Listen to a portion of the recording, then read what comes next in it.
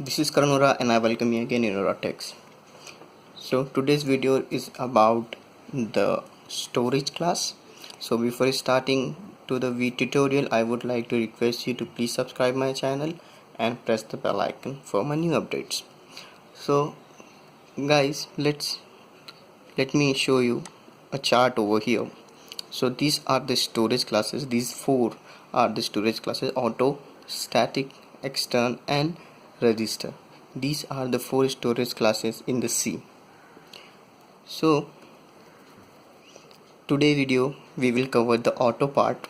So let's see what this means: storage, initial value, scope and life.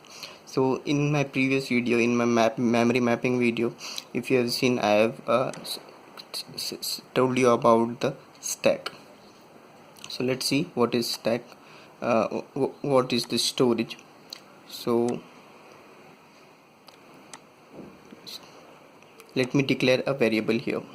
So I will take a function before that. So I will make a function here.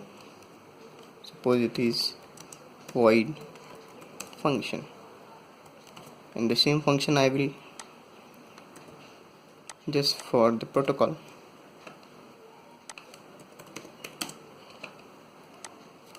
I declare here, and I make that function here. The auto is nothing but the same we directly write int. So you can write int or you can write auto, is one and the same. So suppose auto int a, I am not initialing anything, and now I am giving it some value. Suppose a equals to 10, and I am printing the value. Simple program.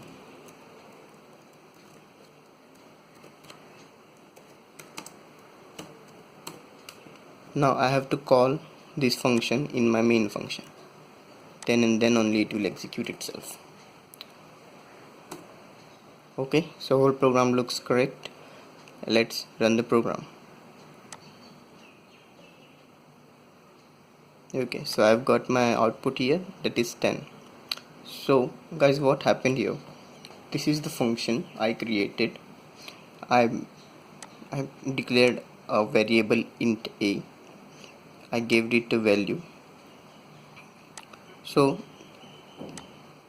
its initial value will be the garbage. Even if you will give something, then it will get its value. Otherwise it will be garbage if you don't give it. Then its scope is within the block. What does mean the scope is within the block? So if I make now this is declared here. Okay, now scope is within this block only. Now suppose I will try to access this a here. Now I'm trying to access this a here. Now if I will execute, so it is saying the a is not declared. That means its scope is still here only, you cannot access it over here. Okay, the next thing is it's about the life. So its life is the end of the block. Again the same thing, as the block ends, this a gets destroyed itself, means you cannot access it after that. Means it gets destroyed means you can make the same name of the variable again. So here I am making the same name of the variable again. Here it is. And now if I will, now it is declared, and now I will compile. So according to the logic it should print 10 here, right? So let's see.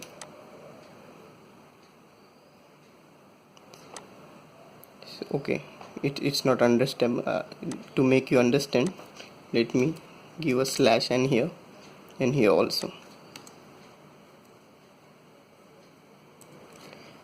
and to make you understand, let's make one more line. This is main. Okay, and this slash n goes here.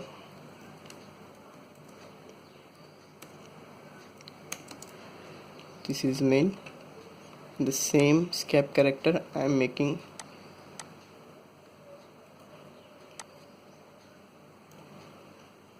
here also. This is function. Okay, so we will understand which value is printing where. So this is main and this is function. Let's run it. I forgot something.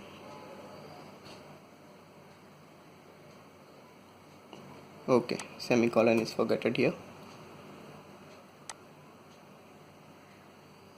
Okay, so first I am calling the function, so it is going to the function. This is function is 10. Okay, now I am going to the main. This is main and main is 0. So you must be saying the main should print the 10, but what happened, this a gets destroyed over here only. So the a is not 10 anymore.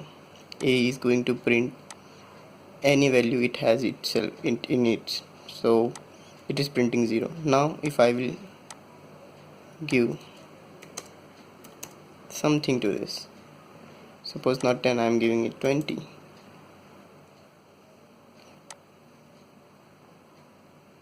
So you can see it is printing 20 here.